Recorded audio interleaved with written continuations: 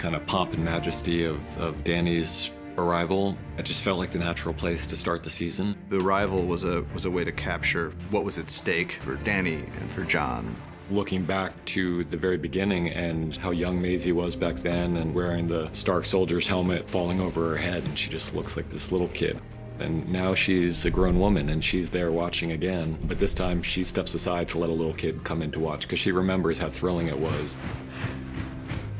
It's a whole new procession, and so instead of Robert arriving with Queen Cersei and Jaime Lannister and the Hound, it's Daenerys coming with Jon Snow. I don't think the North is the most welcoming place to outsiders. Dany's smart, she senses that distrust, and she's gonna make the best of a bad situation, but that doesn't mean that she likes it or she's happy.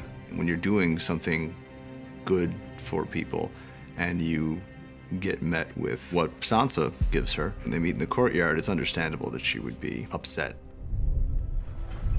We've been with these characters on a pretty regular basis all the time for the past however many years. The fact that they're coming back together again for the first time means more to them than it may mean to us. The Lady of Winterfell has a nice ring to it. So does Hand of the Queen. Depending on the Queen, I suppose. I think that if Tyrion were to have shown up on his own to Winterfell, he would have gotten a much different reception from Sansa than he did coming as the Hand of the Queen, Daenerys Targaryen. There's also the specific thing that happens in that scene, which is Tyrion has told everybody that the Lannisters are coming to join the cause, and it's amazing to her that this person she thought was so smart would ever take Cersei at her word on something like that. I used to think you were the cleverest man alive. How did you survive a knife through the heart? I didn't. Jon Snow and Arya are two of the most important characters in the story, and they love each other very deeply. Arya was the only one who treated Jon like a real member of the family when he was a child, and he was the only one who treated her with the respect that she needed when she was a kid. Jon has invited this huge army of foreigners into their home, and Arya understands why he did it, but Arya's on Sansa's side. But you're defending her. I'm defending our family. So is she. I'm her family too. Don't forget that. Blood is definitely thicker than water when it comes to Starks. Go on. I don't know how to ride a dragon.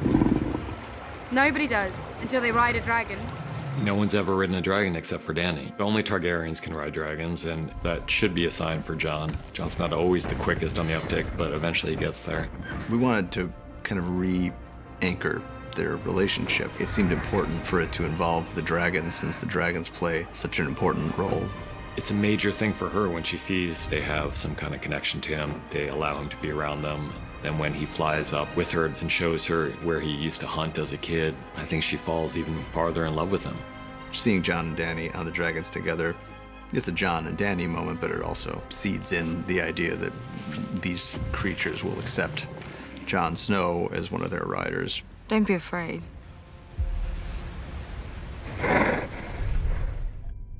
One of the challenges, but also one of the exciting things about this episode, this whole season, is bringing together characters who have never met. Sam has long been one of the more important characters in this story, but he's never seen Queen Daenerys, and yet they're connected by various threads. The obvious one, which we know from the beginning of the scene, is Jorah. Sam saved him, and so Jorah owes Sam this great debt. What none of them realize until midway through the scene is that they have another horrible connection. There are all these things that you know about those characters that the other characters don't know, and some of them are very important. Dany murdered Samwell's father and brother. That's a really complicated thing for Sam because he had a really fraught relationship with his father. You know, Sam's older brother was not a bad person and died really quite bravely, standing by his father's side. John Bradley did an excellent job. The difference between the way he takes the news of his father's death and the way he takes the news of his brother's death, it was a subtle thing that he does with very few words. It's the kind of thing that he could find out in a number of different ways, but it seemed like an effective preamble and way into that later moment.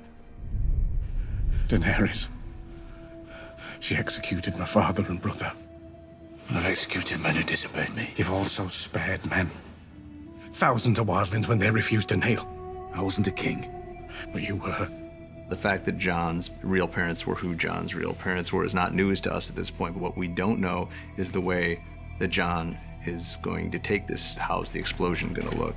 Sam, as a brother of the Night's Watch, and Jon are more brothers than Bran and Jon ever really were. He knows it's going to hurt Jon, and it's going to shatter his whole worldview. For all they know, the Army of the Dead could attack the next day, and someone has to tell Jon before that. He's being told something that he both knows is true and can't handle. So he tries to throw things in front of it to prevent him from having to deal with the truth of what he's being told. The thing he throws in front of it here is the fact that it means his father was lying to him his whole life. You've never been a bastard. You are true heir to the Iron Throne. The truth that Samwell tells Jon is probably the most incendiary fact in the entire world of the show. We chose to play the whole thing on Jon's face because as great a job as John Bradley is doing presenting this information, he's really just presenting information we know already. Daenerys is our queen. She shouldn't be. There's treason. It's the truth.